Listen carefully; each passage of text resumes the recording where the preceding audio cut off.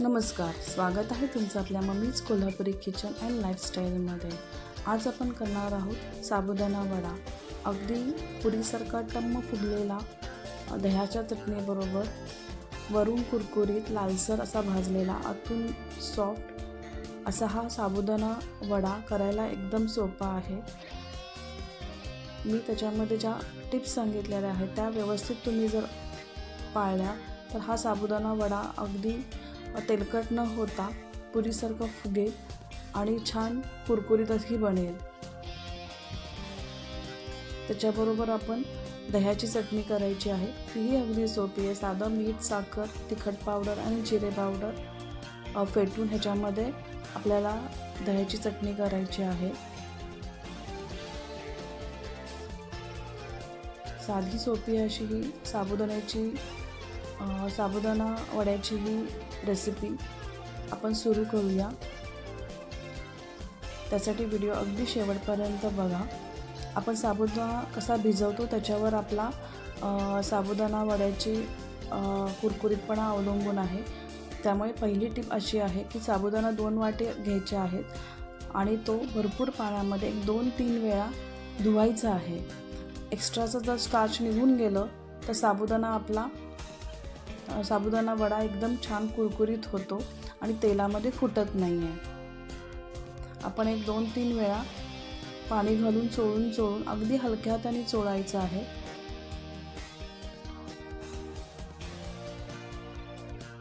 हे असं एक्स्ट्राचं जे स्टार्च आहे ते आपल्याला फेकून द्यायचं आहे आणि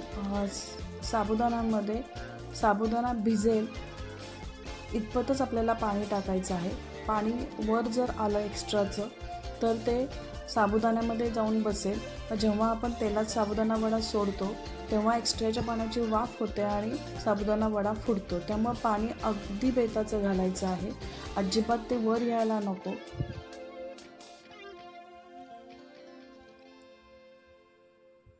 फक्त साबुदाणा भिजेल इतपतच आपल्याला साबुदाण्यामध्ये पाणी घालायचं आहे।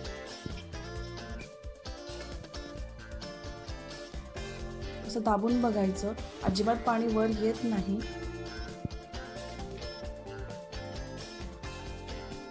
अशा पद्धतीने हा साबुदाणा भिजवायचा आहे। 5 ते 6 तास किंवा रात्रभर हा साबुदाणा भिजत ठेवायचा आहे। सकाळी बघूया साबुदाणा अगदी मोत्यासारखा छान फुललेला आहे आणि भिजलेला पण आहे, पण अजिबात हाताला पाणी लागत नाही आहे। आता आपण त्यासाठी बटाटे उकडूया। बटाटे पण उकडताना दुसरी टिप आहे की त्याच्यामध्ये पाणी टाकायचं नाही आहे। नुसता बटाटे अर्धे कट करायचे। तिथे मी 2 बटाटे घेतलेले आहेत आणि कुकरमध्ये पाणी न घालता त्या भांड्यावर झाकण ठेवायचं आहे, म्हणजे कुकरचं वाफेचं पाणी त्या बटाट्यामध्ये पडू नये आणि आपल्याला अगदी वाफेवर 3 शिट्ट्या देऊन हा बटाटा शिजवायचा आहे। आता तो जो रात्रभर भिजलेला आहे तो साबुदाणा आपल्याला परातीमध्ये काढायचा आहे आणि व्यवस्थित कुस्करून घ्यायचा आहे। हातानं असं कुस्करून घेतल्यामुळं त्यात जर थोडंफार पाणी असेल ते उडून जाईल आणि साबुदाणा एकसारखा होईल। या पद्धतीने साबुदाणा व्यवस्थित मळून घ्यायचा आहे।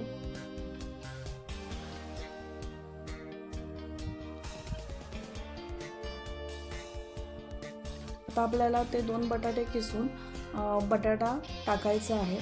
2 वाट्या जर साबुदाणा असेल तर 1 वाटा किसलेला बटाटा घ्यायचा आहे। बटाटा जास्त झाला किंवा जास्त शिजलेला असेल तर तो वडा खूप ओढतो। इथे मिरचीची पेस्ट मी 2 टेबलस्पून घेतलेले आहेत। जिरे 1 टेबलस्पून टाका।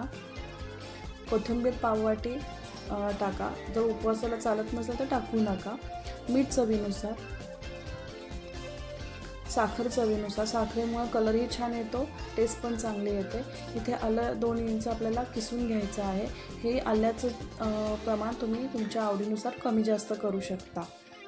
आता व्यवस्थित हे सगळं एकत्र करून जोपर्यंत गोळा होत नाही आहे तोपर्यंत कुस्करून हे व्यवस्थित आपल्याला मळायचं आहे। या पद्धतीनं तो गोळा करून घ्यायचा आहे आणि थोडंसं हाताला तेल लावून व्यवस्थित गोळा करून आपल्याला पातळ असे साबुदाणे वडे थापायचे आहेत. माझ्या हातात एक कॅमेरा असल्यामुळे मी एका हातानेच दाखवते. तुम्ही दुसऱ्या हातावर थापून असे पातळ वडे करू शकता. जितके तुम्ही पातळ वडे कराल तितका तो वडा हलका आणि कुरकुरीत होईल.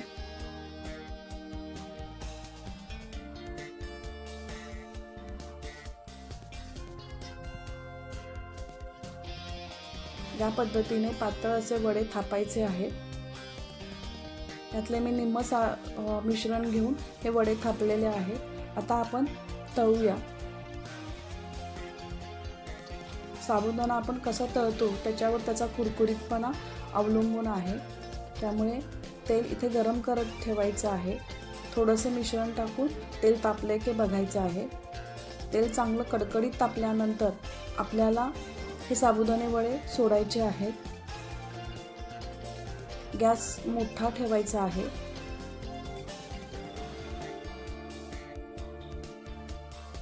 आणि सुरुवातीला अजिबात त्यात झारा किंवा उलातनं टाकायचं नाही आहे.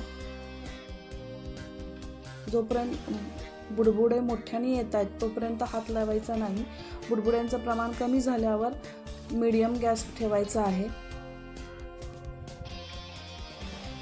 आणि मीडियम गॅस जेव्हा वडे हलक्याने तळले गेले की ते आपोआप वर येतात तेव्हा आपल्याला ते परतवायचे आहेत. जर कमी गॅसवर जर तुम्ही वडा भाजलात तळलात तर तो तेलकट होतो. त्यामुळे मीडियम गॅसवर आपल्याला हा वडा तळायचा आहे. जोपर्यंत लालसर होत नाही आहे तोपर्यंत दोन्ही बाजूने आपल्याला लालसर होस तोपर्यंत हा वडा तळायचा आहे. गॅस मीडियम ठेवायचा आहे. सुरुवातीला हाय ठेवायचा आणि नंतर आपल्याला हा मीडियम ठेवून व्यवस्थित दोन्ही बाजूनी कुरकुरीत असा हा साबुदाणा वडा भाजून घ्यायचा आहे.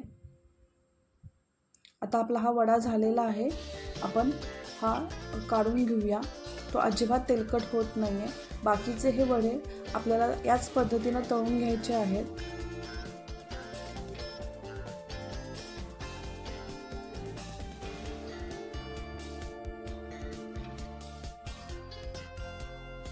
चला तर आपण मस्त अशा थंडगार दह्याच्या चटणीबरोबर हे गरम गरम साबुदाणे वडे सर्व करूया. जर तुम्हाला ही कुरकुरीत असा हा साबुदाणा वडाची रेसिपी जर आवडली असेल तर लाईक करा, शेअर करा, कमेंट करा. आणि जर तुम्ही चॅनलवर जर नवीन असाल तर सबस्क्राईब करायला विसरू नका. परत भेटूया. तोपर्यंत मस्त खा आणि मस्त राहा.